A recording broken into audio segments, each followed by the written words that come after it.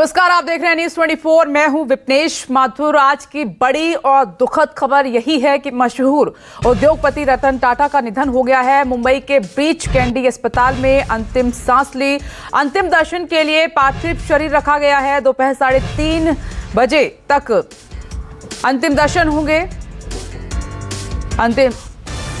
आज वर्ली शमशान घाट पर रतन टाटा का अंतिम संस्कार किया जाएगा। अंतिम संस्कार की तैयारी चल रही है। अंतिम दर्शन के लिए रतन टाटा का पार्थिव शरीर रखा गया है और ये देर रात की तस्वीरें हम आपको दिखा रहे हैं, जब ब्रीच कैंडी हॉस्पिटल से उनका पार्थिव शरीर उनके आवास पर लाया गया था, उनके बंगलों पर लाया गया था और उसके बाद पार्थिव शरीर एनसीपीए ग्राउंड में रखा गया है। अंतिम दर्शन के लिए सुबह 10 बजे से शाम 4 बजे तक अंतिम दर्शन होंगे। पुलिस ने रतन टाटा के अंतिम दर्शन के लिए एडवाइजरी भी जारी की है। एनसीपीए में पार्किंग की व्यवस्था नहीं है, निर्देशों का पालन करें, ये पुलिस ने कहा है। अंतिम दर्शन को लेकर मुंबई पुलिस ने विशेष इंतजाम भी किए हैं। साथ ही आप जानते हैं, बुधवार रात ब्रीच कैंडी अस्पताल में रतन टाटा का निधन हो गया था। नम आंखों से सभी श्रद्धांजलि देने के लिए रतन टाटा को पहुंच रहे हैं।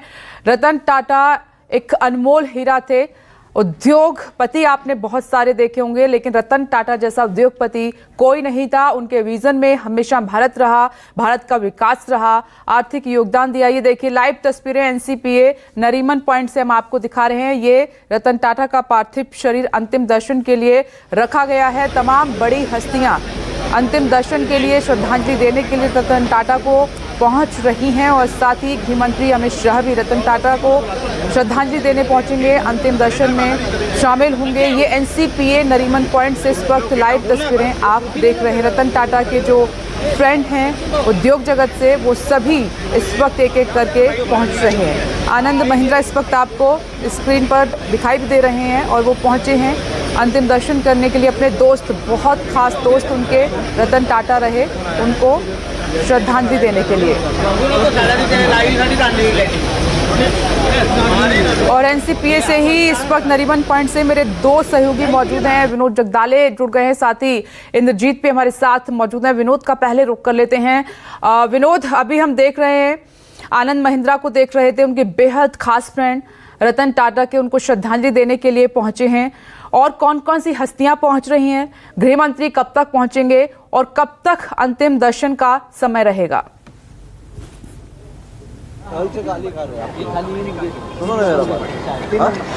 देखिए, फिलहाल कुमार मंगलम बिरला यहाँ पर पहुंच चुके हैं। थोड़ी देर पहले एनसीपी सुप्रीमो शरद पवार, उनकी बेटी वहाँ पर सुप्रिया सुले भी वहाँ पर पहुंची, उनके जमाई भी उनके साथ थे। इसके अलावा अजित पवार भी वहाँ पर पहुंचे हैं।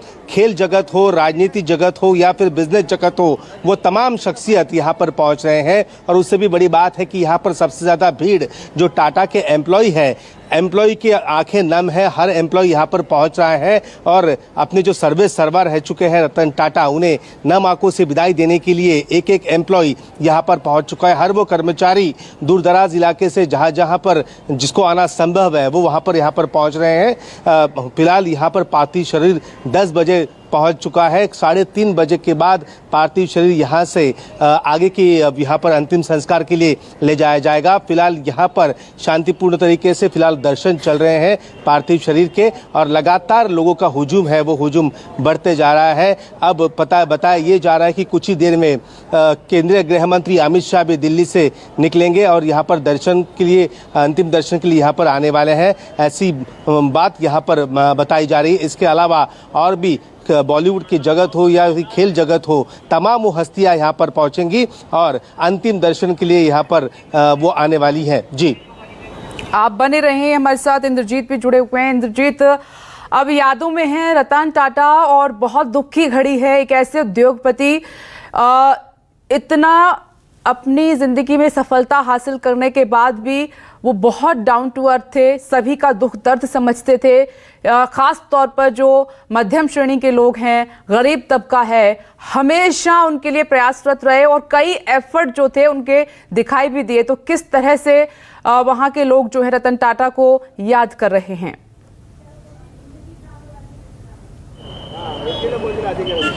जी बिल्कुल, उनके दर्शन के लिए, अंतिम दर्शन के लिए हर कोई भावुक है। टाटा के एम्प्लॉय की अगर बात करें तो अपने गार्डियन के तौर पर उनको देखते थे। यही कारण है कि टाटा का हर एम्प्लॉय यहाँ पर आज पहुँचना चाहता है। देखिए कि एनसीपीए का ये जो 3 नंबर गेट है, यहाँ से टाटा के एम्प्लॉयज़ की एंट्री है और यहाँ पर एक कतार लगी हुई है। बाहर से लेकर अंदर तक देखेंगे तो पूरी तरह से एक कतार है टाटा के एम्प्लॉयज़ की, और सभी दर्शन करने के लिए, अंतिम दर्शन करने के लिए उनका आए हुए हैं। सभी गार्डियन के तौर पर मानते हैं, सबकी आंखें नम हैं, क्योंकि उनको लगता है कि उनका गार्जियन उनसे चला गया है। अगर टाटा समूह के योगदान की बात करें या रतन टाटा के योगदान की बात करें तो घंटों लग जाएंगे उनके समाज के लिए जो योगदान किया है उन्होंने, वो बताने में। समाज के लिए उनका इतना बड़ा योगदान है कि जब कोविड महामारी आई थी तो सबसे पहले जो पीएम केयर फंड में कोई बड़ा दान देने वाला था तो रतन टाटा थे। इसके अलावा 26/11 का जब आतंकी हमला हुआ, इतने लोग मारे गए,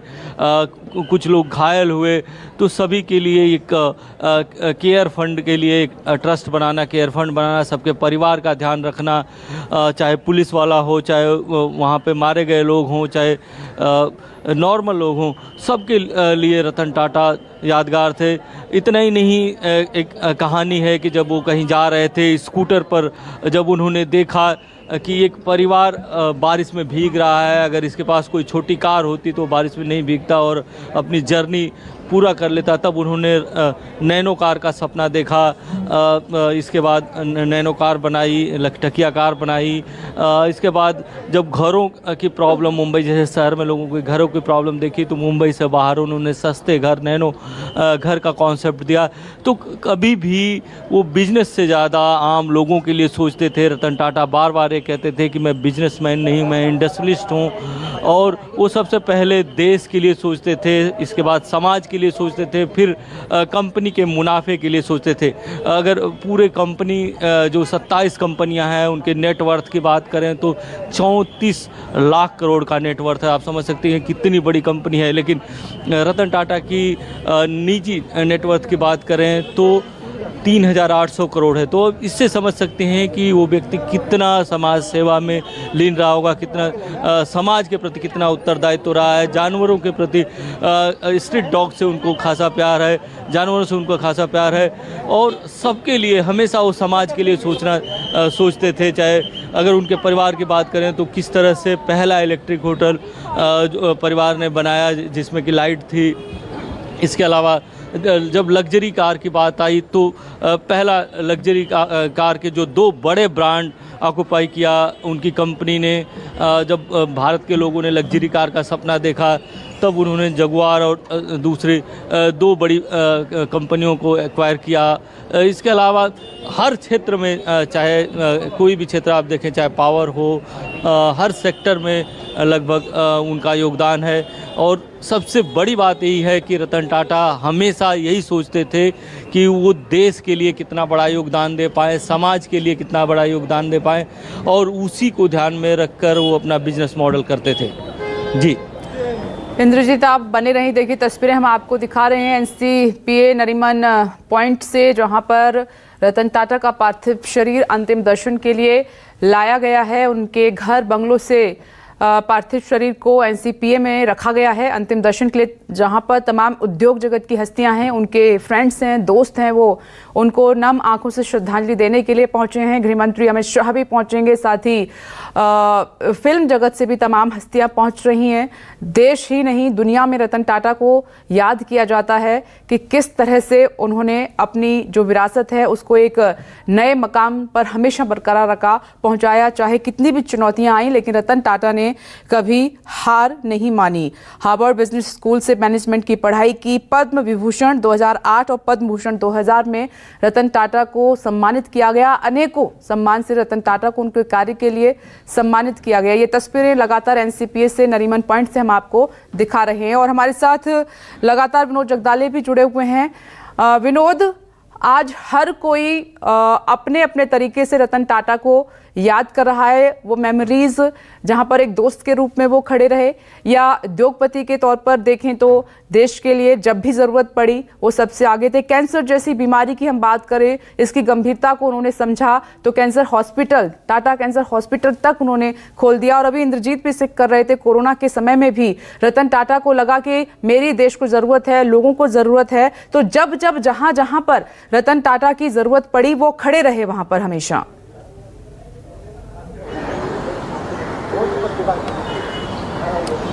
देखिए, जब भी मुश्किल या कोई संकट आन पड़ा है तब रतन टाटा डट कर वहाँ पर खड़े हुए नजर आए। जैसे इंद्रजीत ने बताया कि कोरोना में भी उन्होंने वही बात कही थी और वो लोगों के साथ खड़े नजर आए थे। वो देखिए 26/11 आपको याद ही होगा जब मुंबई को दहलाया था आतंकवादियों ने, जब यहाँ पर ताज होटल पर जब हमला हुआ था, उस हमले में जो भी उनके कर्मचारी जिनकी वहाँ पर मौत हुई थी, खुद उनके घर पर जाकर उनको ढाढ़स बंधाया था। इसके अलावा वहाँ पर जाकर उन्होंने उनको आर्थिक मदद भी की थी। इतना ही नहीं, कोविड के कार्यकाल में जहाँ पर लोग एक दूसरे को साथ में आने से डरते थे, ऐसे में डॉक्टर्स और नर्सेस के लिए ताज ग्रुप ऑफ होटल्स के दरवाजे वहाँ पर रहने के लिए उन्होंने मुफ्त में खोल दिए थे। ये थे रतन टाटा। देखिए, मैं अभी आपको एक जानकारी देना चाहता हूँ, कुछ ही देर में यहाँ पर MNS प्रमुख राज ठाकरे यहाँ पर आने के लिए निकल चुके हैं। वो अपने घर से, वो दादर से यहाँ पर निकल चुके हैं, थोड़ी देर में यहाँ पर वो पहुँचने वाले हैं। राज ठाकरे ने आज एक ट्वीट करके रतन टाटा को श्रद्धांजलि दी है और अपनी पुरानी यादें उनके साथ उन्होंने लोगों के साथ बांटी है। उन्होंने कहा कि जब महाराष्ट्र नवनिर्माण सेना की सत्ता नासिक महानगर पालिका में थी, तब बॉटनिकल गार्डन बनाना था, तब उस गार्डन की बात मैंने टाटा के सामने रखी, रतन जी टाटा के सामने। तब उन्होंने वहाँ पर फंड की कमी नहीं होने दी। इसके अलावा इसका खर्च जब ज़्यादा बढ़ गया फिर भी उन्होंने वहाँ पर फंड ज़रूर दिया। और खुद गार्डन बनने के बाद मैंने उनसे कहा, यानी राज ठाकरे ने उनसे कहा था कि आप खुद आइए टाटा, और आप वहाँ पर गार्डन का काम कैसे हुआ वो भी देख लीजिए। तो खुद रतन टाटा वो गार्डन देखने के लिए राज ठाकरे के साथ वहाँ पर नासिक गए थे।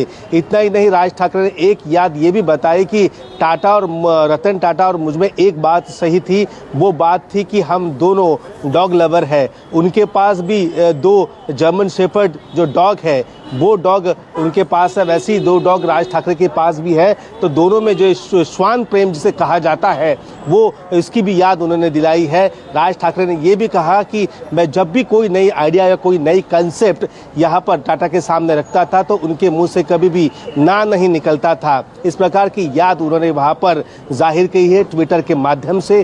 कुछ ही देर में यहाँ पर राज ठाकरे पहुँचेंगे। बताया जाता है कि उसी कुछ ही देर बाद वहाँ पर शिवसेना UBT के हेड उद्धव ठाकरे भी यहाँ पर पहुँचेंगे और टाटा को यहाँ पर श्रद्धांजलि देने के लिए पहुँचने वाले हैं।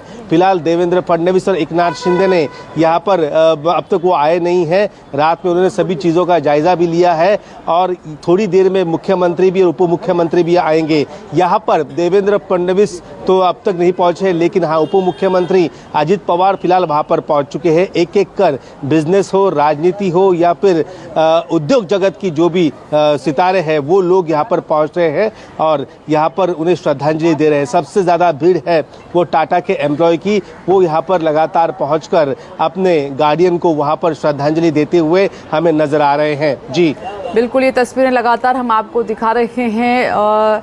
झारखंड और महाराष्ट्र में राजकीय शोक घोषित किया गया है। पूरे राजकीय सम्मान के साथ रतन टाटा का अंतिम संस्कार किया जाएगा। ज़्यादातर अगर आप देखेंगे तो टाटा समूह के जो वर्कर हैं उनकी वहां पर भीड़ है, सभी श्रद्धांजलि देने के लिए पहुंचे हैं और सबका रतन टाटा से एक खास और अटूट रिश्ता रहा है, क्योंकि उन्होंने अपनी ज़िंदगी में किसी को नज़रअंदाज नहीं किया। चाहे बिजनेस लॉबी के उनके दोस्त हों, उनके साथ तो एक खास रिश्ता था ही, चाहे आम इंसान क्यों ना पहुंचा हो रतन टाटा के पास, हमेशा उन्होंने मोटिवेट किया, साथ दिया। आज अलविदा कहना रतन टाटा को बहुत मुश्किल हो रहा है, क्योंकि सदियों बाद ही ऐसी शख्सियत, ऐसी हस्ती जन्म लेती है और रतन टाटा की अपनी एक खास पहचान थी। चाहे प्यार की बात करें ज़िंदगी में उनकी या फिर उनकी कामयाबी की बात करें, दोनों ही जो रास्ते हैं उनके। सातत्यपूर्ण नेतृत्व लोकतंत्र के अंदर पूरी दुनिया को आप बारीकी से देखें तो बहुत कम जगह पे दिखाई पड़ता है। और मोदी जी पहले CM और फिर PM 23 साल तक लोकतांत्रिक तरीके से जनता का विश्वास जीतकर फिर से एक बार प्रधानमंत्री बनकर आए। ये बहुत महत्वपूर्ण बात है, क्योंकि स्थिरता के बगैर नीतियां अच्छे से इंप्लीमेंट नहीं होती। स्थिरता के बगैर सुरक्षा सुनिश्चित नहीं होती है और स्थिरता के बगैर विकास भी सुनिश्चित नहीं होता है। स्थिरता ही है जो नीतियों में भी सातत्य लाती है, स्थिरता ही है जो विचारों में भी सातत्य लाती है और स्थिरता ही है जो विकास में भी सातत्य लाती है। 10 साल तक इतने बड़े देश को अनेक समस्याओं से मुक्त कर तीसरी बार देश की जनता ने मोदी जी को आशीर्वाद दिया और मोदी जी तीसरी बार प्रधानमंत्री बनकर आज देश का नेतृत्व कर रहे हैं। हम सब के लिए बहुत आनंद का विषय है। आज आपने थीम लिखा है विकसित भारत 2047 के रेफरेंस में।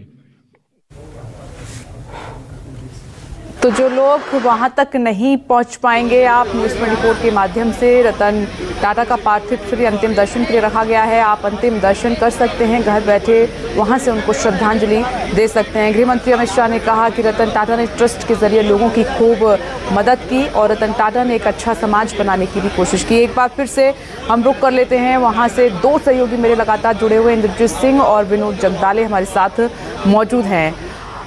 विनोद, 1998 की बात है जब ड्रीम प्रोजेक्ट था रतन टाटा का और टाटा मोटर्स ने पहली स्वदेशी कार टाटा इंडिका लॉन्च की थी।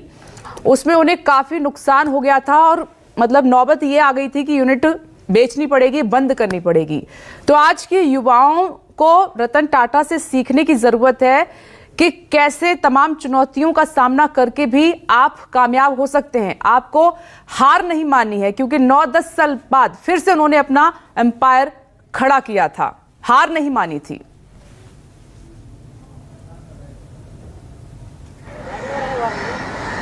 देखिए, रतन टाटा के बारे में बताऊं तो वो हार मानने वाले इंसान नहीं थे। मैं आपको एक किस्सा और बताना चाहता हूं। 3 से 4 साल पहले की बात है। रतन टाटा पुणे गए थे। पुणे में उनके एक्स एम्प्लॉय थे, वो बीमार चल रहे थे। उन्हें जब पता चला तो पुणे की एक सोसाइटी में वहां पर गए और वहां पर 3 गाड़ियां गेट के अंदर दाखिल हुई। तो सोसाइटी के चेयरमैन वहां पर गए और उन्हें पूछा कि कौन है। उन्हें देखा तो अंदर रतन टाटा थे।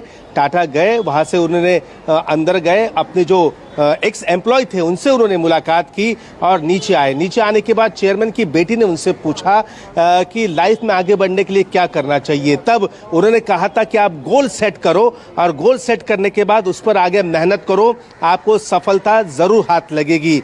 ये मंत्र वहां पर रतन टाटा ने उस लड़की को दिया था, 22 साल की लड़की को। और आज बताया जाता है कि लड़की ने भी बिजनेस में अच्छी खासी प्रगति वहां पर कर ली है।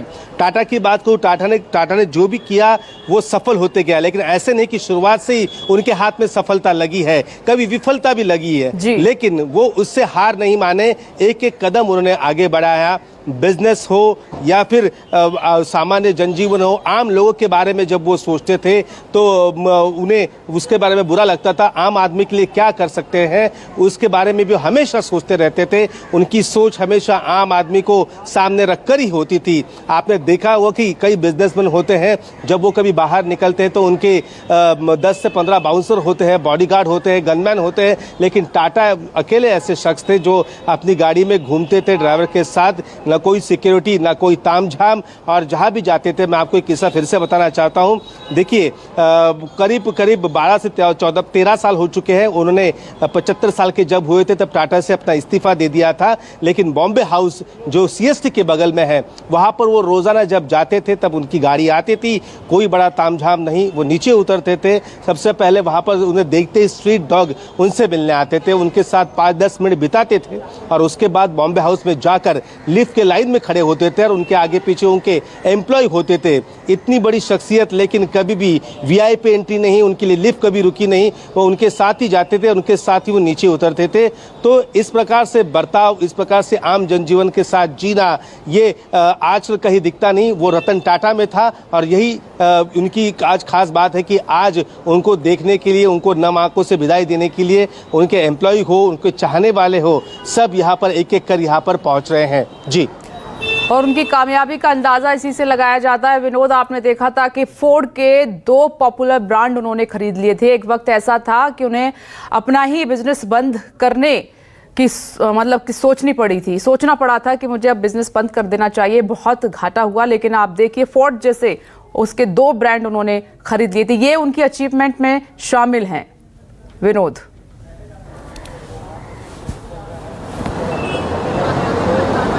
देखिए JVLR यानी जैगुआर और लैंड रोवर, ये 2 बड़े ब्रांड हैं। ये बड़े ब्रांड टाटा ने उन पर अपना कब्जा जमाया। कोई सोच भी नहीं सकता था कि टाटा वो ब्रांड अपने पास ले लेंगे, लेकिन JVLR जैगुआर और लैंड रोवर जैसे जो 2 ब्रांड है वो टाटा ने अपनी कंपनी में शामिल कर दिए। तो इसी बात से पता चल सकता है कि उनकी दूरदृष्टि काफ़ी बड़ी थी, सिर्फ इंडिया में नहीं बल्कि बाहर जाकर भी अपने इस बिजनेस का विस्तार यहाँ पर किया जाए। आप देखिए टाटा हॉस्पिटल की हमने बात की, हम TCS की भी बात करते हैं। IT सेक्टर में कितना बड़ा ये नाम है। अन्य आप देख सकते हैं कि कॉफी से लेकर हाथ की घड़ी से लेकर नमक तक हर चीजें वो टाटा ब्रांड आपको याद ही होगा। और उसी टाटा ब्रांड के मुखिया आज यहाँ पर नहीं रहे हैं, रतन टाटा। तो उनको नम आंखों से श्रद्धांजलि देने के लिए एक एक शख्सियत यहाँ पर पहुँच रहे हैं। अब थोड़ी देर में राज ठाकरे यहाँ पर पहुँचने वाले हैं। महाराष्ट्र नवनिर्माण सेना के वो अध्यक्ष हैं और बेहद करीबी रिश्ता उनका यहाँ पर रतन टाटा जी के साथ था। जब उनके पास वहाँ पर सत्ता थी नासिक महानगर पालिका में, तब बॉटनिकल गार्डन के लिए फंड की आवश्यकता थी, तो CSR फंड से एक बड़ी मदद वहां पर राज ठाकरे को की थी। जब खर्चा बढ़ गया तो और फंड की जरूरत थी। राज ठाकरे ने फिर से कहा कि मुझे फंड की जरूरत है, उन्होंने मना नहीं किया और राज ठाकरे के लिए फिर से दोबारा वहां पर CSR से फंड दिया। और उसके बाद जब गार्डन तैयार हुआ तब राज ठाकरे के कहने पर उस गार्डन को देखने के लिए खुद वहां पर रतन टाटा पहुंचे थे और रतन टाटा ने उस गार्डन का जायजा भी लिया था, कुछ वक्त भी वहां पर बिताया था। जी, आप बने रहे हमारे साथ। विनोद, एक छोटा सा ब्रेक यहाँ पर ले रहे हैं, लेकिन तस्वीरें लगातार News 24 आपको दिखा रहा है। तमाम उद्योग जगत की हस्तियां जो हैं रतन टाटा को अंतिम दर्शन के लिए पहुंची हैं, विदाई देने के लिए पहुंच रहे हैं। एक छोटा सा ब्रेक, फौरन लौट रहे हैं।